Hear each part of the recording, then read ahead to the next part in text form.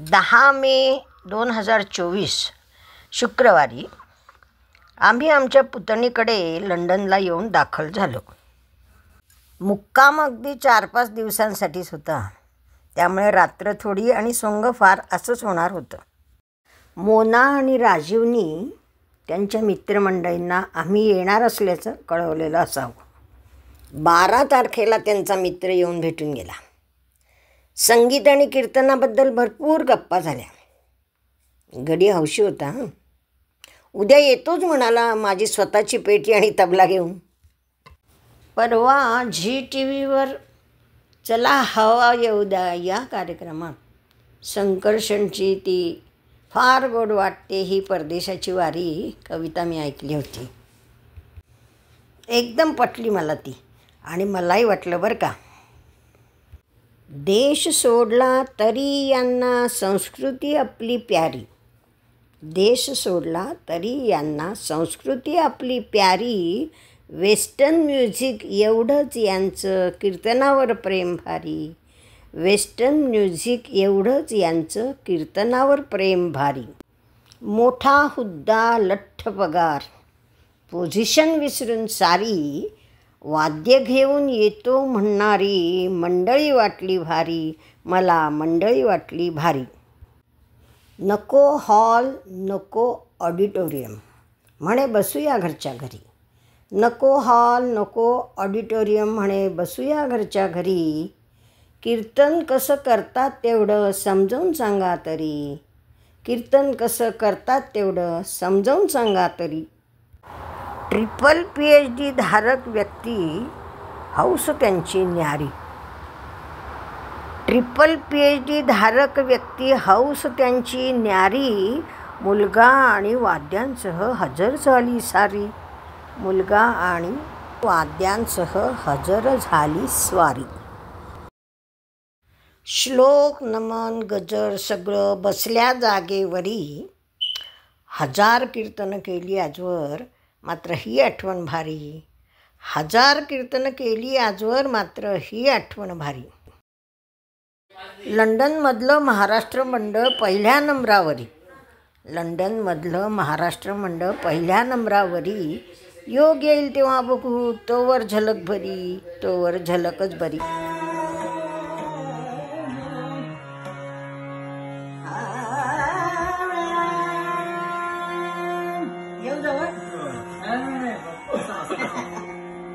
खाली बसता येईल.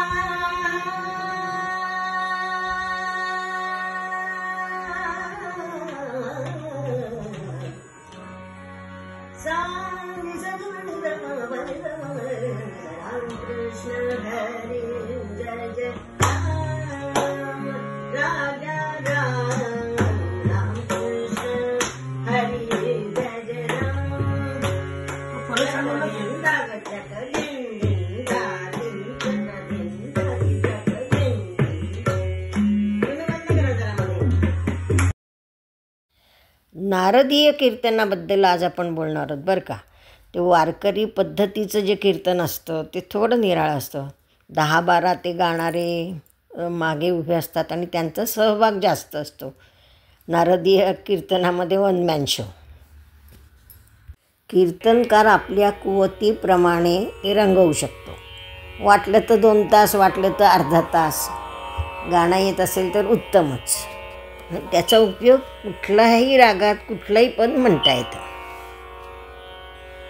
वेळेनुसार राग बदलायचे.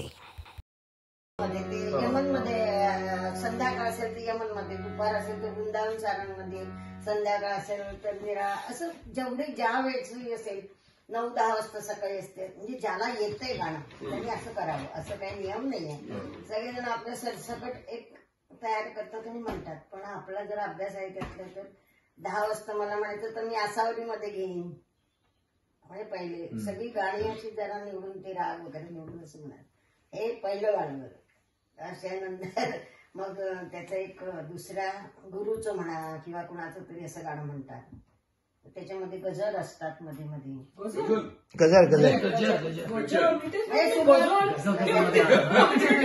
सुरुवात पहिलं तर आम्ही सगळ्यांना नमन करतो. मध्यम बस नुसतं साधा करतो. श्री महागणाधिपतये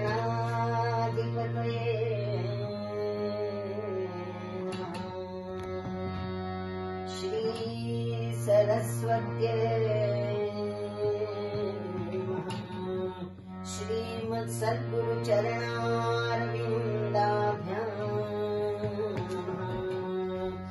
श्रीमत् कुलदेवताय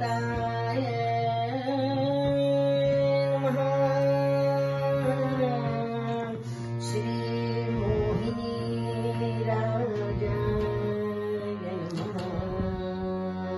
हे श्लोक आधी प्रत्येक जण निर्णय श्लोक कुठले तरी म्हणतात. मोहिनीराज हे यांचं कुलदैवत आहे बरं का. उच्चार झालाच पाहिजे. कीर्तनाची सुरुवात सर्व देवांना नमन करून करावी. गणपती, सरस्वती, आपले गुरु आणि मुख्य म्हणजे आपलं कुलदैवत. त्यानंतर काही श्लोक म्हणावेत. श्रोत्यांकडनं पण ते म्हणून घ्यावेत. चला तुम्ही पण माझ्याबरोबर म्हणा जरा. गुरुर्ब्रह्मा गुरुर्विष्णू देवो महेश्वरा गुरु साक्षात परब्रह्म तस्मै श्री गुरुवे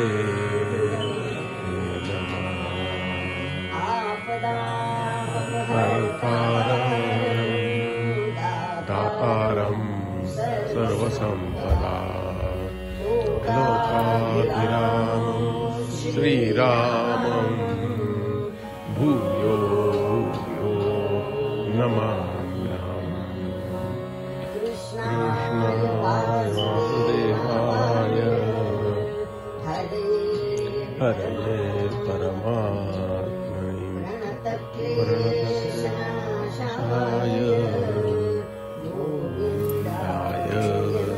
नमो नमः. गोपाल कृष्ण महाराज की जय. विराज महाराज की जय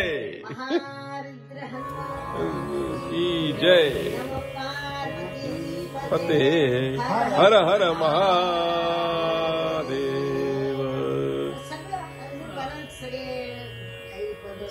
मन स्थिर करण्यासाठी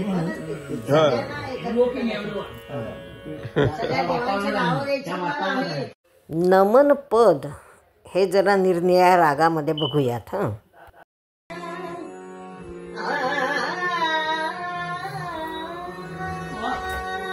वा वा.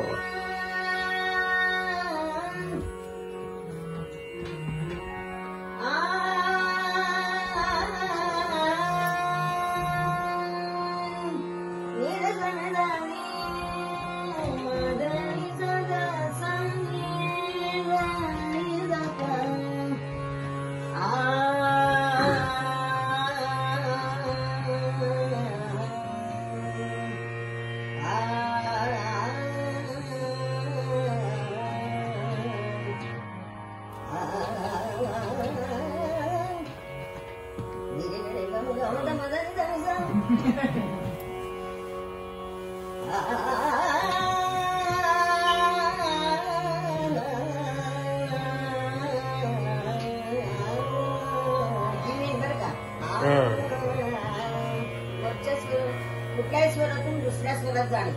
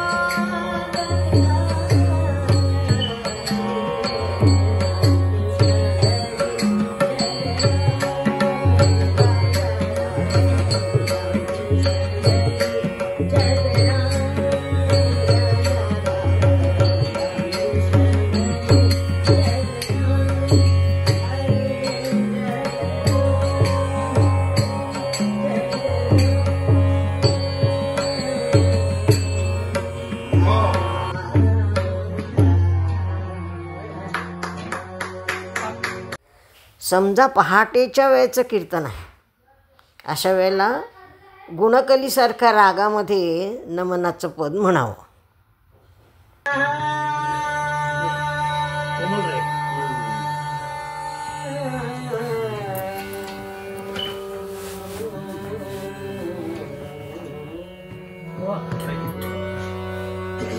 मी म्हटलेलं तू वाजवता, आता ऐकलीच नव्हती वाजव.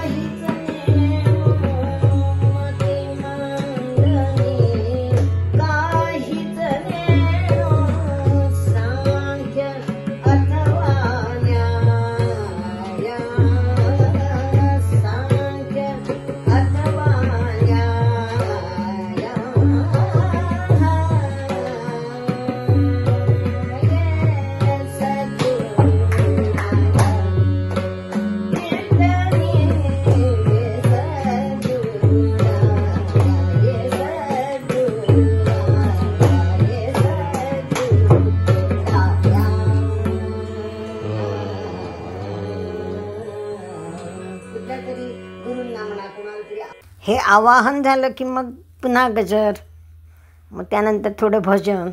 हा जो सगळा भाग आहे त्याला कीर्तनामध्ये नमनाचा भाग म्हणतात. आणि ह्या नमनानंतर मग पूर्वरंग पद घेतलं जातं. एखाद्या संतांचा अभंग घेतला जातो. आणि कीर्तनातला हा सगळ्यात महत्त्वाचा भाग आहे की त्या अभंगामध्ये किंवा त्या पदामध्ये तत्त्व काय आहे हे सगळं निरनिराळे काहीतरी पुराणातले दाखले देत म्हणा किंवा श्लोक असं काही काही सांगत दाखले देत म्हणा किंवा संतांनी काय सांगितलं आहे, जो मूळ विचार आहे त्याला पुष्टी देणारे असे काही दृष्टांत सांगितले जातात, संदर्भ दिले जातात, श्लोक आहेत किंवा लोकांना तो भाग आहे तो अगदी बरोबर मनावर पटवून देणं हा पूर्वरंगाचा मुख्य उद्देश आहे. आणि पूर्वरंग झाल्यानंतर पूर्वरंगपद परत म्हटलं जातं बरं का. मग तिथे पूर्वरंग थांबवला जातो. त्याच्यानंतर मध्यंतरामध्ये मग लोकांकडनं भजन करून घ्यायचं, गजर करून घ्यायचं. हे सगळं झाल्यानंतर उत्तर रंग चालू होतो आणि पूर्वरंगाचा जो विचार होता त्याला पुष्टी देणारा किंवा तो सिद्ध करणारा अगदी तंतोतंत तशी त्या गोष्टीतून आपल्याला त्या मूळ पदामध्ये काय म्हटलं आहे ते समजावून सांगायचं असतं लोकांना. तशी कथा निवडावी. कथा म्हणजे त्याला उत्तररंग म्हणतात. तो उत्तररंगामधून सगळ्या छान गोष्ट असते, गाणी असतात, साखी, आर्या, दिंडी, झंपा असे गाण्यातले काही काही म्हणजे कीर्तनातली पदं ही फार महत्त्वाची आहेत. त्या सगळ्या पठडी आहे म्हणजे ही सगळी. बस सगळं उत्तरंगाचं ती कथा सांगून झाली की ती कथा सर्वात महत्त्वाचं सांगते बरं का. हरदासाची कथा मूळ पदावर हा एक वाक्प्रचार आपल्याकडे आहे बरं का. म्हणजे किती काही सांगितलं तुम्ही तरी पुन्हा मूळ मुद्द्यावर यायलाच हवं. काय तत्त्व होतं आपलं पूर्वरंगामध्ये ते महत्त्वाचं आहे. तिथे येणं, या कथेतून आपण काय शिकलो आणि तेच पूर्वरंगामध्ये कसं सांगितलं आहे याची जोड लावणं हेच कीर्तनाचं म्हणजे मूळ तत्त्व आहे. कीर्तन तसं पाहिलं तर खरं म्हणजे भक्तीसाठी आहे बरं का. कीर्तन ही द्वितीय भक्ती आहे, आपल्याला सर्वांना माहिती आहे. ते लक्षात ठेवायचं. म्हणजे त्याच्यामध्ये भक्ती, भगवंत, नामस्मरण, श्रद्धा, निष्ठा असे विषय असावेत. पण आजकाल आपण इतर सामाजिक विषयांवरची पण कीर्तनं ऐकतो. राष्ट्रीय कीर्तनं असतात. मी स्वतः तुम्हाला सांगते वैद्यकीय विषय घेऊनही कीर्तनं केलेली आहेत.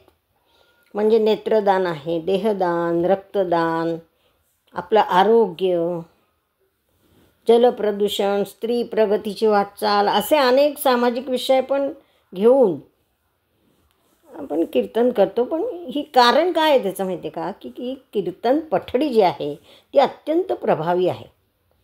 तो विषय मनावर बिंबवता येतो. मनोरंजनातून समाज प्रबोधन असं म्हणून तर कीर्तन काय येतं बघा. कीर्तनामध्ये संगीत आहे, कथा आहे, विनोद आहे. असं करत करत हसत खेळत म्हणजे मुख्य म्हणजे विषय श्रोत्यांच्या गळी उतरवायचा असतो. विषय सुंदर मांडला गेला पाहिजे. म्हणतात ना, नाचू कीर्तनाचे रंगी. अहो खरंच पूर्वीचे काही कीर्तनकार थोडं नर्तनही करत असत, पायात चाळ वगैरे बांधून बरं का. ठीक आहे, आता आपण भैरवी घेऊ आणि थांबूया.